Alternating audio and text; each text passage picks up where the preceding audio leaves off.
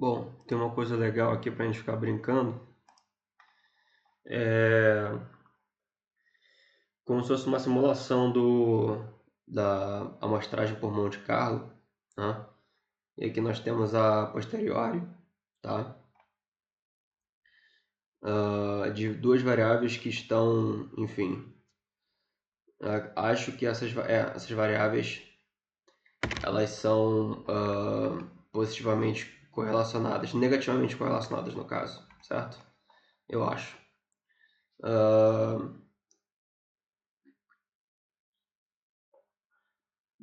mas enfim, nós temos um espaço bidimensional. Ah, temos vários valores dos parâmetros e como eles se relacionam entre si. Isso forma um espaço bidimensional que tem uma densidade maior aqui no meio e tal. E deixa eu ver o que ele fala sobre isso aqui. Uh,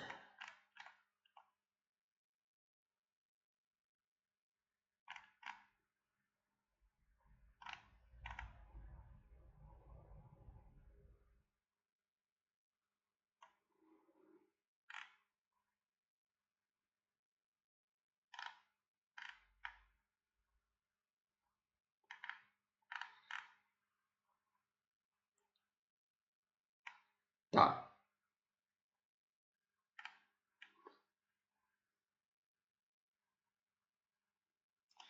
Ele fala que é uma posteriori composta por uma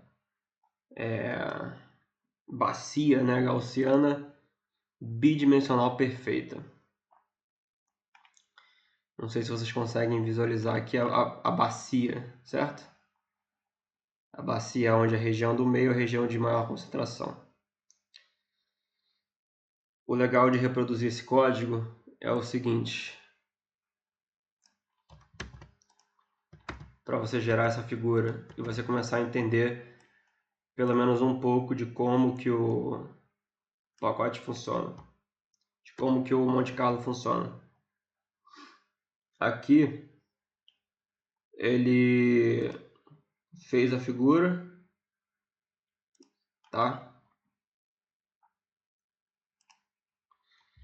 Então a gente começa aqui mais ou menos em 0.2, temos 11 passos aqui até o 1, que é mais ou menos em menos 0.1, então é basicamente a mesma coisa que a figura dele. Depois vamos até o 2, que está o 2 dele está em 0.1, o meu 2 está em menos 0.1, tá? O 3 dele, depois ele vai para o 3, que está em menos 0.1, o meu 3 está em 0.2, e depois termina no 4, que está ali próximo do zero. O 4 dele também está próximo do zero.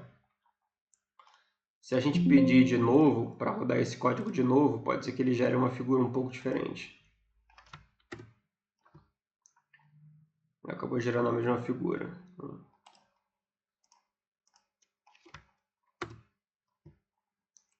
Tá. Mas o legal de brincar nesse código é o seguinte. É isso daqui, o step, que é o step size, tá? E o L, que é a quantidade de passos, tá? Que ele dá até chegar na amostra. Então a gente até ele fazer uma amostragem. Então a gente poderia aqui, por exemplo, pegar, ao invés de 4, a gente poderia pegar 10 amostras. E aí eu vou roda esse código todo e nós teremos aqui as 10 amostras. Só queria que ele mostrasse o... Estranho, né? Ele acabou não mostrando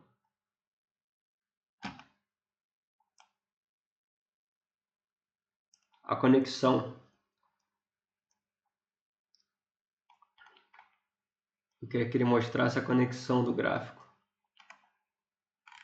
Por que será que isso aconteceu? em algum momento aqui,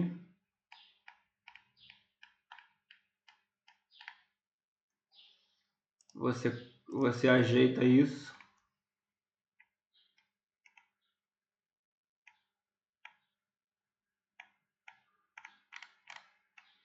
Deve ter alguma coisa aqui no código que...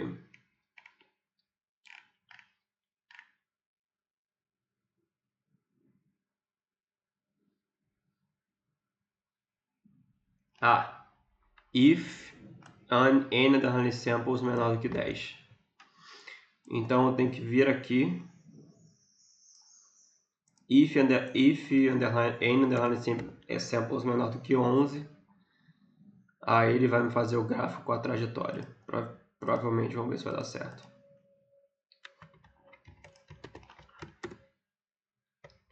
Ó, tá? Então mais um parâmetro para a gente mexer aqui, ó. Mexer nesse parâmetro, se quiser aumentar o número de amostras retiradas. Então ele vai aqui, ó, explorar bem a posteriori, tá? Coisas que a gente pode modificar aqui. A gente pode diminuir a quantidade de passos até ele fazer uma amostra. Como é que a gente modifica isso? Pelo L, que é o que ele chama de Leapfrog Steps no livro. Se eu mudar o Leapfrog Steps para 7, por exemplo, vou mudar para 6, tá? E vou manter o tamanho, né, do step é pisada, né? O tamanho para fazer aqui o caminho, né? Vou manter o step size em 0.03 e vou rodar esse código. Note que eu apago tudo menos os gráficos na hora de fazer gerar novos gráficos.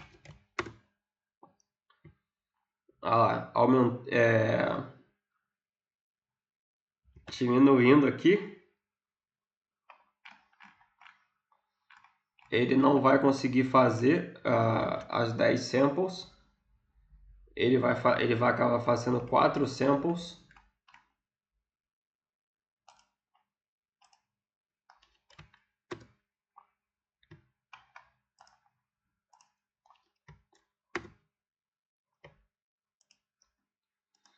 Então deixa eu aumentar um pouco o L aqui.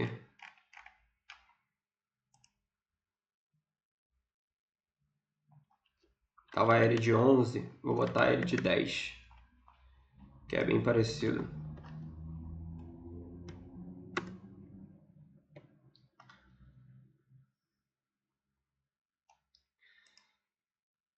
Porque voltou o n samples igual a 4, é por isso.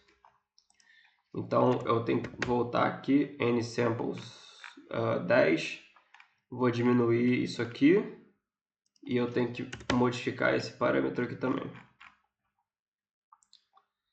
Bom,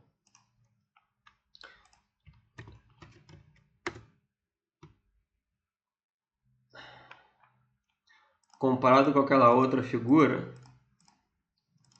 ó, essa figura aqui, vou colocar num Word talvez,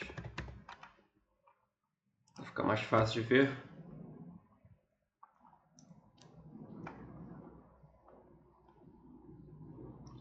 Estou tirando 11 amostras, né?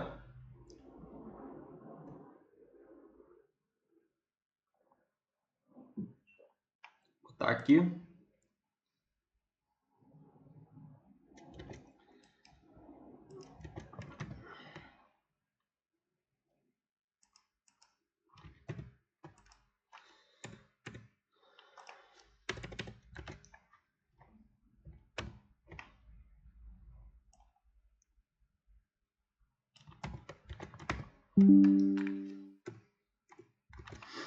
E aí, vamos contrastar com a outra.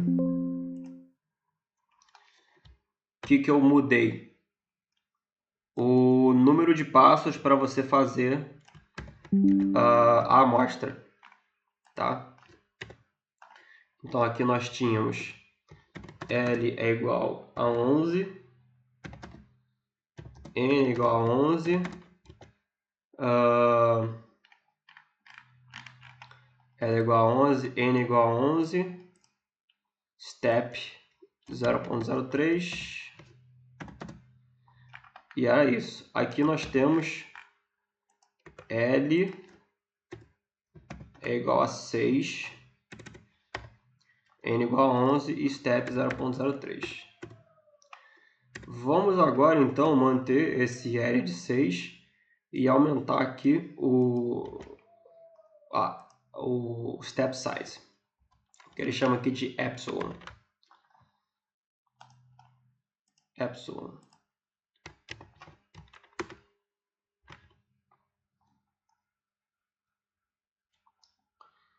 Temos aqui e ele fala aqui em algum momento, se o step size for muito grande, cada leap vai ser largo, tá?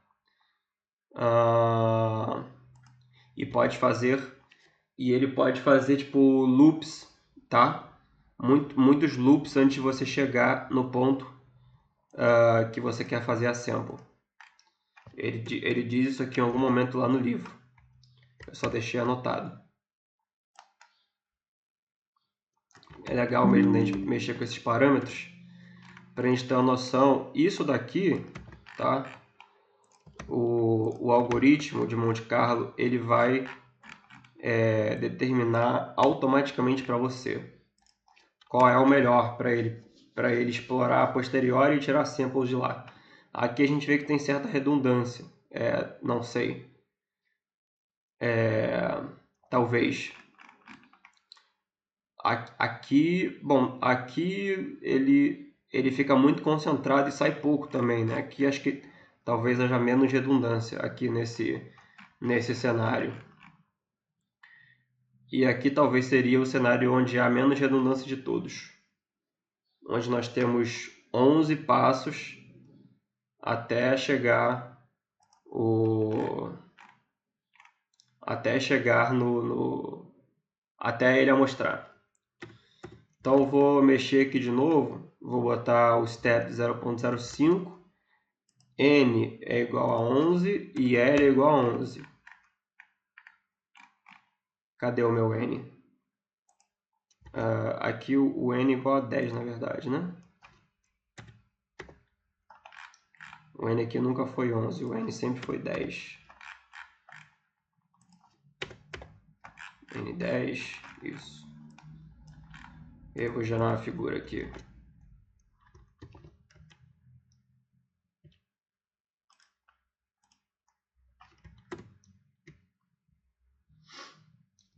Olha lá, nós temos aqui para um mesmo L, para um mesmo N, se a gente aumentar o step size, ele tem até passos que ele passa do limite do gráfico. Olha a diferença de uma figura para outra. Ele fica mais espaçado, tá? Isso aqui é L11, N10 e step 0.05.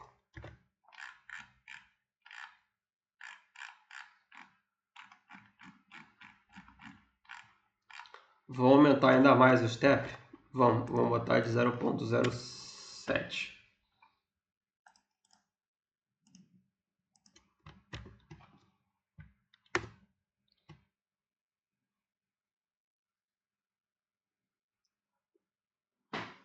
A figura aqui como fica agora.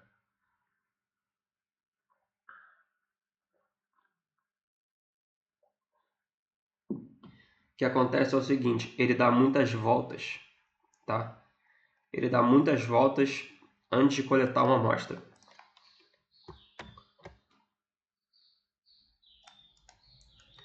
e a distância entre cada... Isso é uma coisa até que vale a pena notar, que eu acabei de perceber. Vou botar aqui L igual a 11 e step 0.07.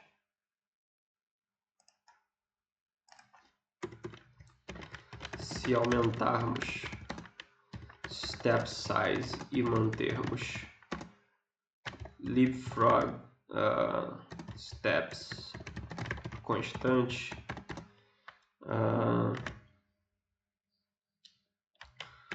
o tamanho a cada passo aumenta. Por isso, fica se fazendo mais curvas até chegar na sample e fazer uma amostragem da posteriori. Então, vamos voltar para aquele exemplo L11, N4 e step size 0.03.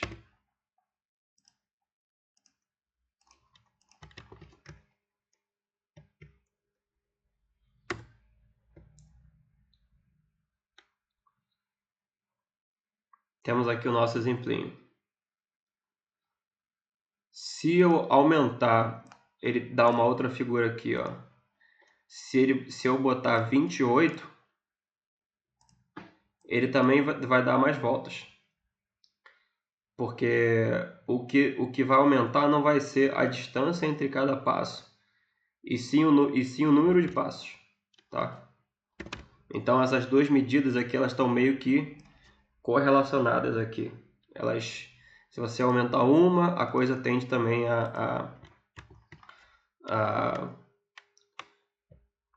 o gráfico, né, que é gerado aqui, ele faz mais curvas. Aqui.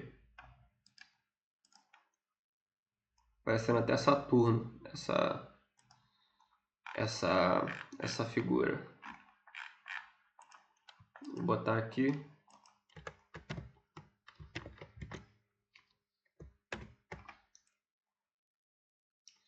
Mas eu posso procurar também coisas que são aqui no meio, no middle ground aqui. Achar um middle ground aqui. Aqui seria L é igual a 11, N é igual a 4 e step é igual a 0.03, não é isso? É. Vejam L é igual a 28, desculpa. Vejam a quantidade de... Aqui fica redundante, né? Ele volta para o mesmo local. É um problema que ele chama de, olha lá, uma amostra aqui, outra amostra aqui, outra amostra aqui, outra amostra aqui, outra aqui e outra aqui. Ele chama esse problema de U-turn problem. Ela turn around, né? Ela gira tanto que retorna para a mesma vizinhança. Então não é tão interessante que ela fique girando tanto. Vamos botar aqui um 20 ao invés de... Antes era 11, né? Vamos botar 18. Mantendo o resto constante.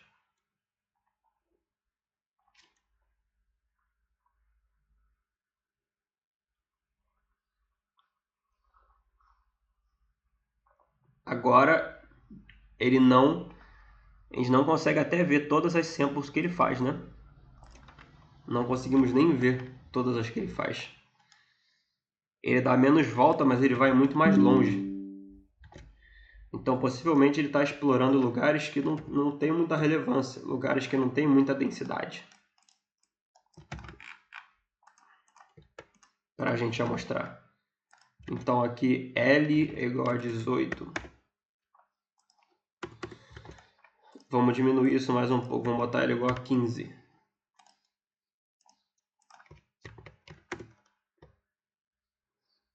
Ó, aqui já fica mais... Temos redundância aqui entre duas áreas, ó, essa área daqui e essa área daqui. Então a gente tem que sempre achar um balanço aí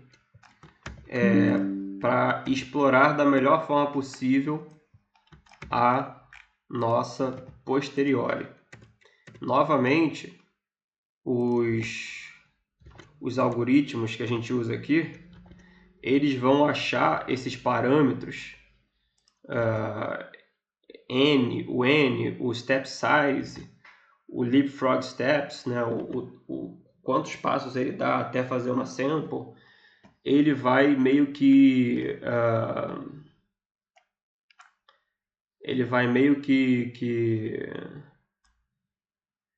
achar isso para você automaticamente, tá? Automaticamente. Então, deixa eu ver se eu esqueci de anotar alguma coisa aqui. Tô sempre melhorando isso daqui, né? Tá, aqui você aumenta o número de samples. Aqui é o step size, que ele chama de epsilon. O número de leapfrog steps. E antes disso, você precisa fazer uma série de coisas aqui, rodar uma série de códigos para você ter o que ele chama aqui de uma função U, que retorna a log probabilidade negativa dos dados, e uma função gradiente U, tá? Então, enfim. Ele mostra isso, esse código está todo no livro.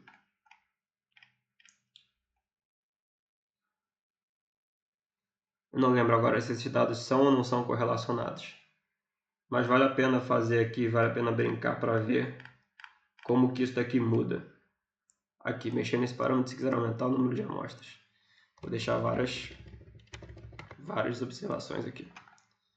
Tá? Bom, isso é interessante também. Isso é interessante da gente ver como que a coisa funciona. Ela tem alguns parâmetros que ela vai setar de forma automática para amostrar da posteriori.